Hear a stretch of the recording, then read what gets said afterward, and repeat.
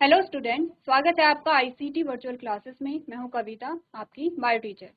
उम्मीद करती हूं आप सभी अच्छे होंगे और स्वस्थ होंगे। सो क्लास कंटिन्यू करेंगे अपना चैप्टर, और चैप्टर का नाम है बायोटेक्नोलॉजी प्रिंसिपल एंड प्रोसेस। यहाँ पर हम बात क्या कर रहे थे? बेसिकली हम एक ही प्रोसेस पे काम कर रहे हैं, एक ही प्रोसेस को हम पढ़ रहे हैं। हम यहाँ पर जो जेनेटिक मटेरियल है वो एक ऑर्गेनिज्म से दूसरे ऑर्गेनिज्म में डाल रहे हैं, और इसकी प्रोसेस हम यहाँ पर पढ़ रहे हैं। अभी तक आपने काफी सारी प्रोसेस पढ़ ली हैं, काफी सारे स्टेप्स आपने पढ़ लिए जो सारे आपके लिए इम्पोर्टेंट थे, और जो सब आपको क्या करने पड़ेंगे, यहाँ पर अच्छे से समझने पड़ेंगे। क्या क्या अभी तक आपने समझा है? हमने क्या करना था, हमें जीन को ट्रांसफर करना था। ठीक है, उसके लिए हमने सबसे पहले तो क्या करना है, जो होस्ट सेल है वहां से जो आपका डीएनए है उसे आइसोलेट करना है। उसके बाद आपका जो डीएनए है उसकी फ्रेगमेंटेशन आपने की है। फ्रेगमेंटेशन करने के बाद आपने जो अपना जीन ऑफ इंटरेस्ट था उसे आपने सेलेक्ट किया, अलग किया। कैसे किया? जेल इलेक्ट्रोफोरेसिस से। ठीक है, उसके बाद हमने कहा ligation of desired DNA fragment into the vector. जो आपका जीन ऑफ इंटरेस्ट था उसे आपने वेक्टर के अंदर इंसर्ट किया है। नेक्स्ट आपने बोला transfer of recombinant DNA into host. जो रिकॉम्बिनेंट डीएनए था वो होस्ट सेल में आपने इंसर्ट किया है। ठीक है, तो आप यहाँ पर बात कर रहे थे कि आपने जब ट्रांसफर किया है किसी भी वेक्टर को बैक्टीरिया सेल के अंदर, तो आपके पास क्या क्या संभावनाएं वहां पर बनती हैं, क्या क्या पॉसिबिलिटीज हमारे पास आती हैं। कैसे हम अपनी सेल को वहां पर डिटेक्ट करते हैं कि किस सेल में यहाँ पर आपका रिकॉम्बिनेंट प्लाज्मिड गया है, किस में रिकॉम्बिनेंट प्लाज्मिड नहीं गया है, इसी के बारे में चर्चा कर रहे हैं। ठीक है, इसी के साथ आपने बात की थी यहाँ पर सेलेक्टेबल मार्कर्स की। ठीक है, हमने बात की थी यहाँ पर वेक्टर्स की, और आपने बात की थी यहाँ पर किसकी? सेलेक्टेबल मार्कर्स की। सेलेक्टेबल मार्कर्स की में आपने यहाँ पर पढ़ा था, जो प्लाज्मिड है आपका वो आपने पढ़ा था PBR 322। उसमें आपके 2 सेलेक्टेबल मार्कर्स आते हैं। एक और यहाँ पर प्लाज्मिड आपका आता है, उसके बारे में बात करेंगे और जानेंगे जो सिलेक्टेबल मार्कर्स हैं, और अच्छी तरीके से आप किस प्रकार से अपने जो रिकॉम्बिनेंट सेल है उसे नॉन रिकॉम्बिनेंट सेल से अलग कर सकते हैं। तो देखें, चलिए बात यहाँ से स्टार्ट की थी हमने। हमने जब बोला था लाइगेशन की हम बात कर रहे थे, हम कह रहे थे कि यहाँ पर क्या कर रहे हैं, हम जो अपना जीन ऑफ इंटरेस्ट है उसे प्लाज्मिड के अंदर डाल रहे हैं। 2 प्लाज्मिड हमारे पास आए हैं, प्लाज्मिड फर्स्ट और सेकंड। फर्स्ट वाले में तो आपका जीन ऑफ इंटरेस्ट चला गया है, सेकंड वाले में अपना जीन ऑफ इंटरेस्ट नहीं गया है, लेकिन हमें नहीं पता। अगर हमें ये पता होता कि इसमें हमारे किस प्लाज्मिड में हमारा जीन ऑफ इंटरेस्ट है, तो हम क्या करते, उसी को ही क्या करते, बैक्टीरिया सेल के अंदर इंसर्ट करने की कोशिश करते। लेकिन हमें नहीं पता है कि कौन सा प्लाज्मिड रिकॉम्बिनेंट है, कौन सा नॉन रिकॉम्बिनेंट है, तो हम क्या करेंगे, सारी ही प्लाज्मिड को डालने की कोशिश करेंगे। ठीक है, जो भी जितने ही प्लाज्मिड के अंदर आपने क्या किए है, वहां पर जो अपना जीन ऑफ इंटरेस्ट है उसे डाला है, तो वहां हम डालने की कोशिश करेंगे। तो हमने कहा 2 चीजें हो सकती है। हो सकता है कि आपका जो प्लाज्मिड है उसके अंदर जीन ऑफ इंटरेस्ट गया ही ना हो, या आपका जीन ऑफ इंटरेस्ट चला गया हो। तो अब इन्हीं के बेसिस पे हमारे पास 3 प्रकार के सेल आई थी। आपने बोला था हो सकता है कि एक ऐसी सेल हो जिसके अंदर आपका जो प्लाज्मिड है वो अंदर जाए ही ना, वो इंसर्ट हो ही ना। तो आपने बोला नॉन ट्रांसफॉर्मेट सेल है, क्योंकि अंदर क्या है, जो प्लाज्मिड है वो ट्रांसफर हुआ ही नहीं है। सेकेंड केस में हमने कहा हो सकता है कि इस सेल में वो प्लाज्मिड गया है जो कैसा है, नॉन रिकॉम्बिनेंट है, जिसमें आपका जीन ऑफ इंटरेस्ट है ही नहीं। और तीसरा आपने कहा कि वो सेल है, इसमें वो प्लाज्मिड गया होगा जिसमें रिकॉम्बिनेशन हुआ है, जो रिकॉम्बिनेंट प्लाज्मिड है। तो आपने बोला कि हमारे काम की सिर्फ ये सेल है, ये तो आप जानते हैं कि हमारे काम की सिर्फ ये सेल है, सेल ए जो है। अब हम सीख रहे थे कि कैसे इन सेल्स को डिटेक्ट किया जाता है, तो हमने कहा कुछ सेलेक्टेबल मार्कर्स होते हैं। ठीक है, सेलेक्टेबल मार्कर्स के बारे में जब हमने बात की थी, तो आपने बात की थी इस प्रकार से, किसके बारे में? एक आपका आर्टिफिशियल प्लाज्मिड आता है, PBR 322 प्लाज्मिड क्या होते हैं इसके बारे में हम बात कर चुके हैं। जो बैक्टीरियल सेल होते हैं उसमें एक्स्ट्रा जेनेटिक मटीरियल्स होते हैं। ठीक है, और इनके कुछ फीचर्स के बारे में भी हमने बात की थी। हमने कहा था कि सेल्फ रेप्लिकेटिंग होते हैं, सेल नहीं भी रेप्लिकेट करे तो रेप्लिकेट करते हैं। कुछ ऐसे जीन्स इनमें होते हैं जिसका बेनिफिट सेल को मिलता है, जैसे कि हमने कहा यहाँ पर कुछ एंटीबायोटिक रेजिस्टेंस जीन होते हैं। ठीक है, तो वो एंटीबायोटिक से इसकी क्या करेंगे, सहायता करेंगे सेल की। ठीक है, अब हमने बोला कैसे हमने यहाँ पर डिटेक्ट किया है, तो यहाँ पर जो प्लाज्मिड होता है PBR 322 जब हमने लिया था, 2 एग्जाम्पल लिए थे। हमने कहा 2 यहाँ पर क्या होते हैं, एंटीबायोटिक रेजिस्टेंस जीन होते हैं, जिनमें आपने एम्पिसिलिन की बात की थी और टेट्रासाइक्लिन की बात की थी। तो दोनों एंटीबायोटिक्स के लिए इनके पास क्या है, रेजिस्टेंस जीन है। इसका मतलब कि जिस भी सेल में ये प्लाज्मिड होगा, जिस भी बैक्टीरिया सेल में ये प्लाज्मिड होगा, उस पर एम्पिसिलिन और टेट्रासाइक्लिन का कोई भी असर नहीं होगा। क्लियर है इतनी बात? ठीक है, क्या कर रहे हैं, ये इसे सुरक्षा प्रदान कर रहे हैं एंटीबायोटिक्स में। अब हमने कहा कि तीनों सेल्स में अगर हम यहाँ पर टेट्रासाइक्लिन डाल दें या एम्पिसिलिन डाल दें, ठीक है, कोई एंटीबायोटिक डाल दें, तो क्या आपके पास रिजल्ट आएगा? आपने बोला जिस सेल में कोई प्लाज्मिड है ही नहीं वो डिस्ट्रॉय हो जाएगी, वो नष्ट हो जाएगी, उसकी ग्रोथ रुक जाएगी, बाकी की जो 2 सेल है वो ग्रो करेंगी। अब हमने कहा ठीक है, हमने जो आपकी नॉन ट्रांसफॉर्मेंट सेल थी उसे तो हमने अलग कर दिया है, लेकिन अब हमारे पास आती है रिकॉम्बिनेंट सेल और नॉन रिकॉम्बिनेंट सेल, तो दोनों को कैसे हम अलग करेंगे? तो हमने इसके लिए यहाँ पर क्या देखा था? हमने कहा था selection of recombinant cell from non recombinant cell. क्या किया था हमने यहाँ पर? देखिए, हमने बोला था ये आपका है प्लाज्मिड, ठीक है, प्लाज्मिड है। अब यहाँ पर बाम H1 क्या है? रिकॉग्निशन साइट है, ठीक है, रिस्ट्रिक्शन एंजाइम्स के लिए क्या है? रिकॉग्निशन साइट है। हमने बाम H1 से यहाँ से आपने क्या कर दिया? जो प्लाज्मिड है उसे आपने कट कर दिया, रिस्ट्रिक्शन एंजाइम की सहायता से बाम H1 से आपने क्या कर दिया है? काट दिया है यहाँ से, ठीक है, इस प्रकार से। जब बाम H1 आपने देखा तो बाम H1 के सामने जहाँ पर बाम H1 की रिकॉग्निशन साइट है वहीं पर क्या है? यहाँ पर टेट्रासाइक्लिन रेजिस्टेंस जीन है, ठीक है। जब आपने बाम H1 को यहाँ से कट किया तो जो टेट्रासाइक्लिन का रेजिस्टेंस जीन था वो डिस्ट्रॉय हो गया है। डिस्ट्रॉय हो गया तो अब आपके पास क्या आया? अब आपके पास सिर्फ यहाँ पर एक ही रेजिस्टेंस जीन है, किसके लिए? एंटीबायोटिक के लिए, और वो है AMP। अब हमने क्या किया? अब हमने एक कल्चर मीडियम लिया और उसमें हमने दोनों प्रकार के क्या किया? यहाँ पर जो सेल्स है उन्हें कल्चर कराया है, दोनों प्रकार के। अब हमने क्या किया है? दोनों प्रकार के मीडियम में इस सेल को कल्चर कराना है। दोनों प्रकार के मीडियम में सबसे पहले हमने क्या लिया है? एम्पिसिलिन एंटीबायोटिक, जो आपका मीडियम था, यानी ऐसा मीडियम जिसमें एम्पिसिलिन एंटीबायोटिक था, उसमें दोनों को ग्रो कराया, ठीक है। दोनों से क्या मतलब है? दोनों से मतलब है एक तो आपने जो नॉर्मल जो आपकी क्या थी, दोनों से मतलब क्या हुआ आपका? दोनों सेल को, ठीक है, इसको भी आपने कराया, इसको भी आपने कराया। अब देखिए, जहां पर आपका जीन ऑफ इंटरेस्ट गया है वो ये वाला है, और कहाँ से आपने डाला है? बाम H1 से आपने डाला है। बाम H1 पे क्या था? आपने कहा टेट्रासाइक्लिन का जीन था, तो आपने कहा यहाँ का टेट्रासाइक्लिन जीन क्या हो जाएगा? नष्ट हो जाएगा, ठीक है, नष्ट हो गया है।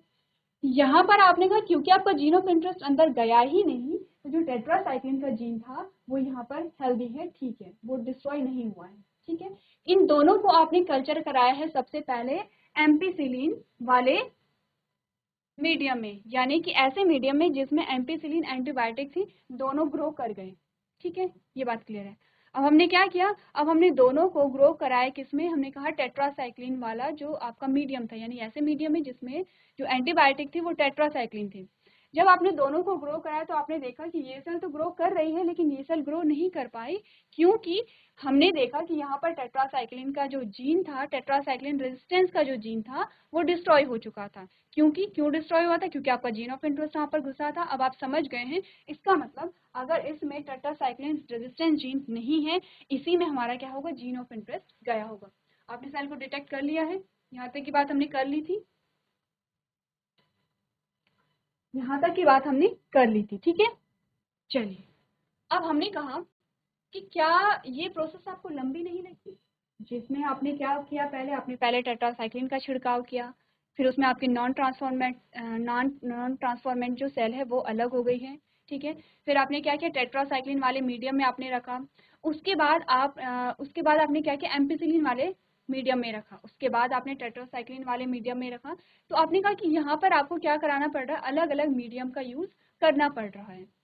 इसके अलावा हमारे पास एक और वेक्टर आता है, किसके अलावा? PBr322 के अलावा हमारे पास एक और प्लाज्मिड आता है, एक और वेक्टर आता है, जिसका यूज करके आप एक ही बार में क्या कर सकते हैं? अपनी जो सेल है, अपनी जो रिकॉम्बिनेंट सेल है उसे पहचान सकते हैं, ठीक है।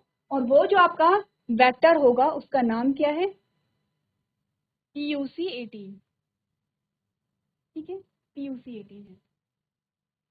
अब यहाँ पर होता क्या है? देखिए, हमने बोला कि जो PUC18 है, PUC18 में भी क्या होंगे? सेलेक्टेबल मार्कर्स होते हैं, ठीक है, लेकिन इसके अलावा इसमें कुछ और जीन्स होते हैं जिनके द्वारा आप डिटेक्ट कर सकते हैं कि यहाँ पर हमारे कौन रिकॉम्बिनेंट सेल है, कौन नॉन रिकॉम्बिनेंट सेल है। एक बार पढ़ लेते हैं, उसके बाद डायग्राम के थ्रू समझेंगे कि आपको बताया जा रहा है। आपने कहा the selectable markers gene LAC-Z gene is responsible for the production of beta-galactoside by breaking down the X-gel the chromogenic substance. क्या कह रहा है? एक एक करके भी बात करेंगे। सबसे पहले आप इतना समझिए कि PUC18 जो है उसमें एक जीन था बीटा गैलेक्टोसाइडेज, ठीक है। ये बीटा गैलेक्टोसाइडेज क्या करता है, एक केमिकल को रिलीज करता है। अब हमने बोला जो बीटा गैलेक्टोसाइडेज है वो एक्सजेल, एक सब्सटेंस होता है एक्सजेल के साथ मिल करके ब्लू कलर को देता है। क्या करेगा, एक्सजेल के साथ मिलकर के ब्लू कलर को देता है। इतनी बात आप ध्यान रखिए, ठीक है। अब हमने बोला PUC18 is a genetically engineered plasmid that has some specific features. आपने बोला जो PUC18 है वो क्या है, जेनेटिकली इंजीनियर्ड प्लाज्मिड है जिसमें कुछ स्पेसिफिक फीचर्स आपको देखने को मिलते हैं।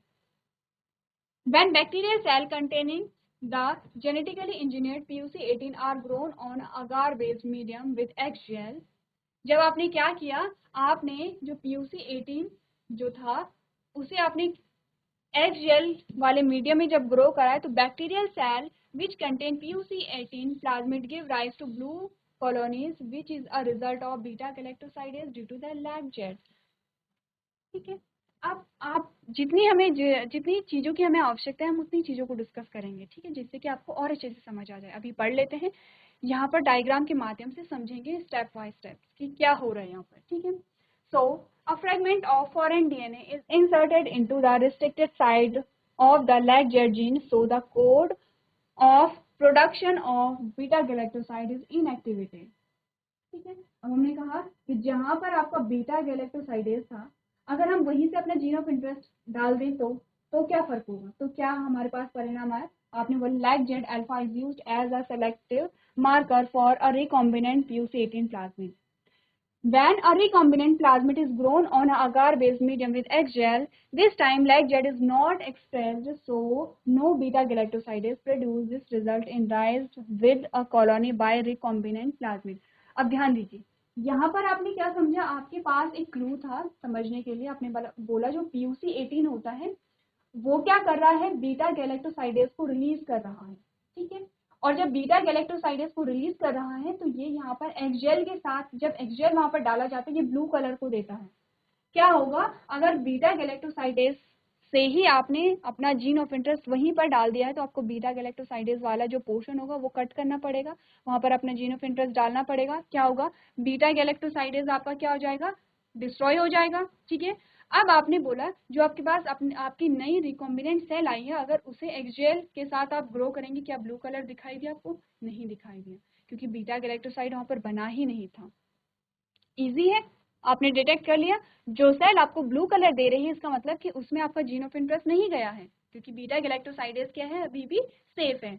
जो सेल आपको ब्लू कलर नहीं दे रही है, आपने बोला वहां पर क्या होगा, वहां पर आपका जीन ऑफ इंटरेस्ट गया है, क्योंकि बीटा गैलेक्टोसाइडेज वहां पर क्या हो गया था, डिस्ट्रॉय हो गया था।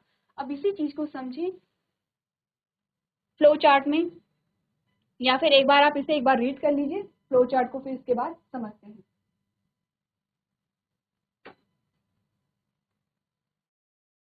चलिए अब हमने जो बातें पढ़ी हैं उसे समझ लेते हैं फ्लो चार्ट के माध्यम से, ठीक है। इस फ्लो चार्ट में आपको बताया क्या गया है, सबसे पहले आपको बताया गया है जो आपका आता है PUC वेक्टर आता है, इसे ले लेते हैं, ठीक है। ये है इस प्रकार से, आपके पास एक पोर्शन आता है जहां पर लैग जेड जीन होता है, ठीक है। इसी की बात करेंगे क्योंकि यही हमारे काम का है, लैग जेड। अब यहाँ पर क्या हुआ, लैग जेड में जब आपने एक्स जेल को डाला,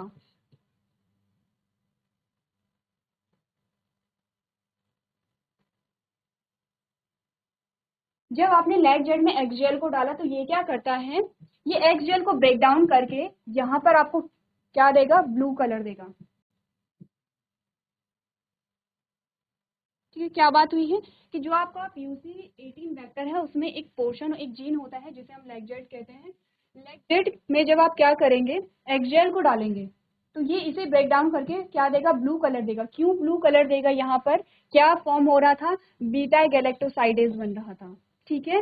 बीटा गैलेक्टोसाइड कैसे बनेगा, हमने बोला बीटा गैलेक्टोसाइड कैसे बनेगा, जब यहाँ पर PUC वेक्टर में आपने क्या किया, एक लैग जेड जीन होगा, इसमें आप क्या डालेंगे, एक्सजेल डालेंगे, ठीक है। एक्सजेल जब आप डालेंगे तो आपको यहाँ पर बीटा गैलेक्टोसाइडेज मिलेगा, उसका रिजल्ट होगा यहाँ पर क्या, ब्लू कलर, ठीक है। इतनी बात क्लियर है, इतनी बात क्लियर है। तो आपने बोला लैग जेड ने क्या किया, यहाँ पर ब्लू कलर दिया है, अब आपने क्या किया, क्योंकि आपको क्या करना है, अपना जीन ऑफ इंटरेस्ट इंसर्ट करना है, तो आपने लेग जेड से ही क्या किया, अपना जो जीन ऑफ इंटरेस्ट था वो यहाँ पर डाल दिया है। ये जो लेग जेड था, यहीं से आपने अपना जो जीन ऑफ इंटरेस्ट था वो यहाँ इंसर्ट कर दिया है, ठीक है।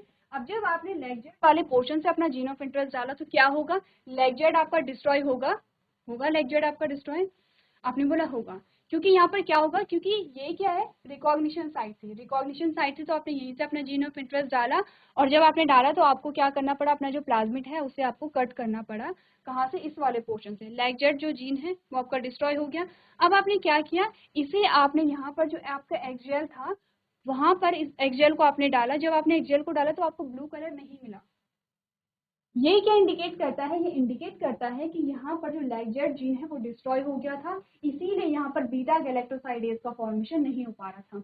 यही चीज आपको यहाँ पर बता रखी है, तो समझ लें यहाँ पर आपको क्या बोला गया है। देखिए ये आपका क्या है, लेगजेट वाला पोर्शन है, ठीक है, प्लाज्मिड विदाउट इंसर्टेड डीएनए, ये वो प्लाज्मिड है जिसमें कोई भी आपका जीन ऑफ इंटरेस्ट नहीं गया है। दूसरा आपने कहा plasmid containing DNA inserted with a lacZ gene.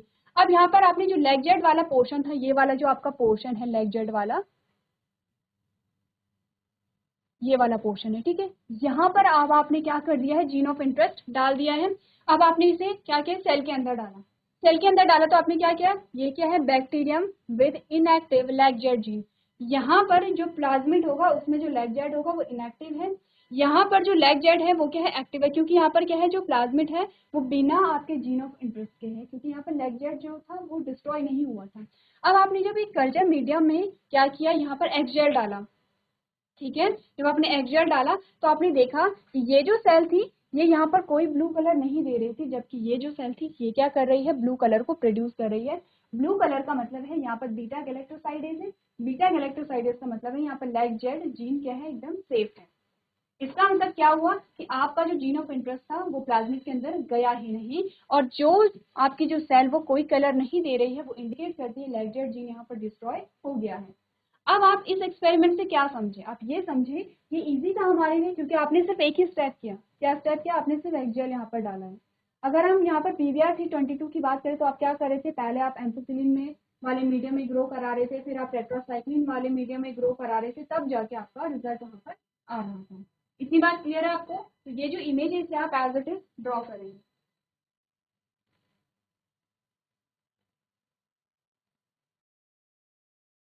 चलिए, ये तो हमने बात की है कि आपने जो अपना जेनेटिक मटेरियल है वो बैक्टीरियल सेल में इंसर्ट किया है।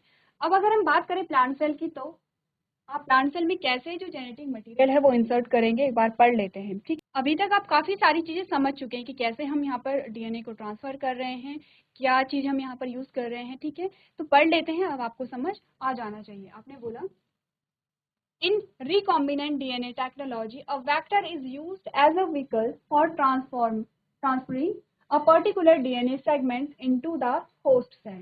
ये आप जानते हैं कि रिकॉम्बिनेंट डीएनए टेक्नोलॉजी में जब भी हम अपने डीएनए को ट्रांसफर कर रहे थे तो हम यहाँ पर क्या कर रहे थे, वेक्टर का यूज कर रहे थे एज अ व्हीकल, साधन के रूप में आप क्या कर रहे थे, वेक्टर का यूज कर रहे थे। अभी आपने जाना कि हम क्या कर रहे हैं, प्लाज्मिड फॉर्म में लिया, प्लाज्मिड में अपना जीन ऑफ इंटरेस्ट डाला, अब प्लाज्मिड को आप बैक्टीरियल सेल के अंदर डाल रहे हैं, ठीक है।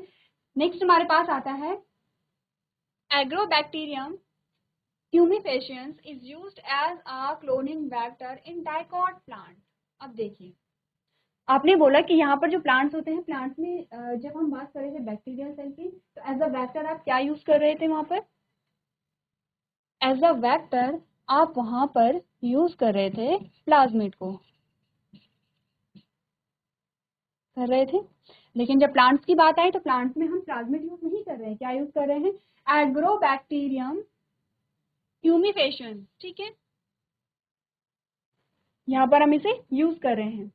It is rod-shaped gram-negative soil bacteria that cause a crown gall disease in plants. आपने बोला कि हम क्या कर रहे हैं यहाँ पर प्लांट्स में एज अ वेक्टर एक बैक्टीरिया को यूज कर रहे हैं, कैसा है, रॉड शेप का होता है, ग्राम नेगेटिव होता है। अब ग्राम नेगेटिव और ग्राम पॉजिटिव बैक्टीरिया में क्या डिफरेंस है, ये आपको पता होना चाहिए। जब आपने पढ़ा था किंगडम मोनेरा को, जब आपने पढ़ा था किंगडम मोनेरा में, आपने बैक्टीरिया को बहुत अच्छे से समझा होगा।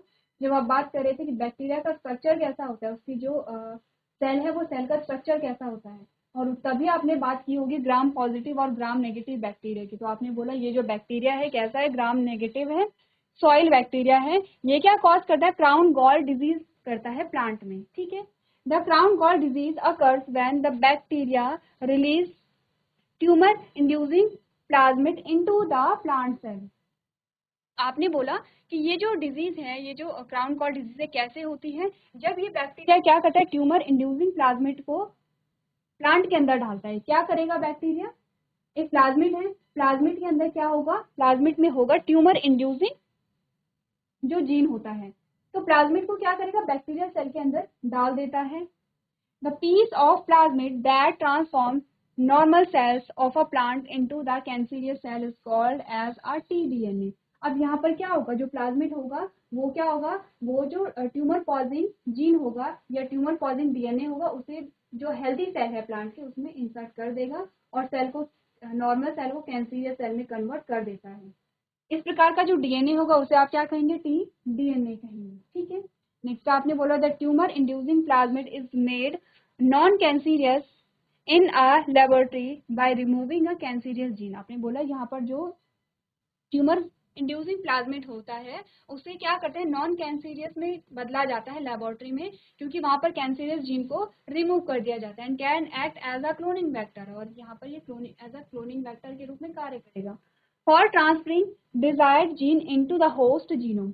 अब आपने इतनी सारी चीजें क्या क्यों समझी कि यहाँ पर जो एक बैक्टीरिया है वो प्लांट में एक डिजीज कॉज कर रहा है। हमने कहा अगर डिजीज कॉज कर रहा है वो प्लाज्मिड तो हम क्यों उसे एज अ वेक्टर यूज कर रहे हैं। हम पढ़ क्या रहे हैं कि किसी प्लांट सेल में हम कैसे जेनेटिक मटेरियल को ट्रांसफर कर सकते हैं। हमने बोला यहाँ पर हम एक बैक्टीरिया का यूज कर रहे हैं। वो बैक्टीरिया नॉर्मली वो बैक्टीरिया करता क्या है, नाम आप देख लीजिए, एग्रोबैक्टीरियम की बात हो रही है। हमने कहा नॉर्मली करता क्या था ये बैक्टीरिया, एक प्लाज्मिड को प्लांट सेल के अंदर डाल देता था। उस प्लाज्मिड में जो जीन था वो था ट्यूमर इंड्यूसिंग जीन, ठीक है। यानी कि ऐसा जीन था जो ट्यूमर को क्या करता था, इंड्यूस करता था, यानी कि सेल को इन्फेक्ट करेगा और धीरे धीरे क्या करेगा, जो पूरी सेल्स हैं, पूरी जो कोशिकाएं हैं उन्हें इन्फेक्ट करेगा। अब हमने बोला कि यहाँ पर जो प्लाज्मिड था, प्लाज्मिड को अंदर डाला गया, सेल के अंदर डाला गया, प्लांट सेल के अंदर। प्लांट सेल के अंदर जब प्लाज्मिड गया तो उसने क्या किया, ट्यूमर इंड्यूसिंग जो उसका डीएनए था उसे प्लांट का जो डीएनए था उसके साथ उसने क्या कर दिया है, अटैच कर दिया है। अब क्या होगा, अब ये धीरे धीरे सेल को इन्फेक्ट करेगा और जो आपकी प्लांट सेल है वो धीरे धीरे क्या हो जाएगी, डिस्ट्रॉय हो जाएगी और धीरे धीरे आपका जो प्लांट है वो भी डिस्ट्रॉय हो जाएगा।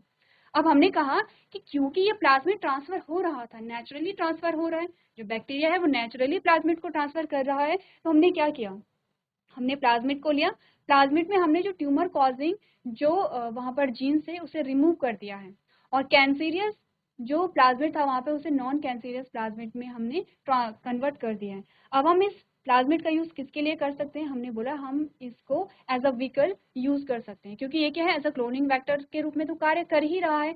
नॉर्मली हो क्या रहा था कि जब प्लाज्मिड प्लांट सेल के अंदर गया तो वो क्या कर रहा था, रेप्लिकेट करता चला जा रहा था। जितने वो रेप्लिकेट करेगा उतना ही वहां पर जो ट्यूमर इंड्यूसिंग जीन होंगे वो वहां पर बढ़ेंगे, और जितने ज्यादा ट्यूमर इंड्यूसिंग जीन बढ़ेंगे उतना ही जो प्लांट होगा, उतनी ही जल्दी जो पौधा होगा वो नष्ट होगा या फिर खराब हो जाएगा।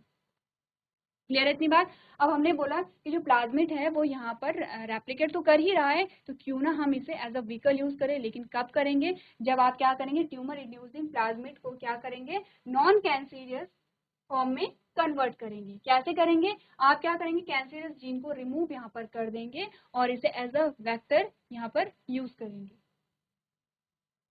इतनी बात क्लियर है, तो इन पॉइंट्स को आप लोग कर लीजिए एक बार।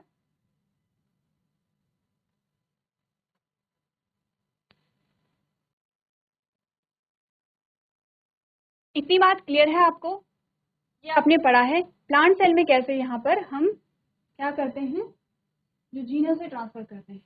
अब आपने बात कर ली है बैक्टीरिया सेल की, आपने बात कर ली है प्लांट सेल की, अब हम बात करेंगे ह्यूमन सेल की, ठीक है।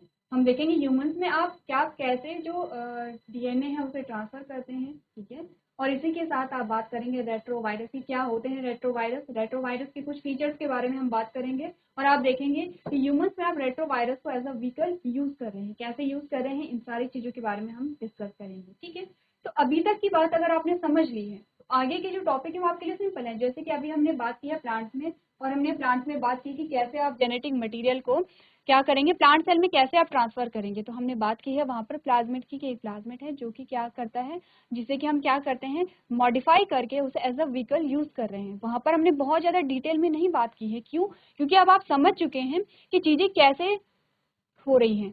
यानी कि एक बार अगर आप प्रोसेस समझ आते हैं तो उसके बाद क्या होता है, जो चीज़ें हैं, जो आगे के जो टॉपिक हैं वो आपके लिए और ज़्यादा ईजी हो जाते हैं।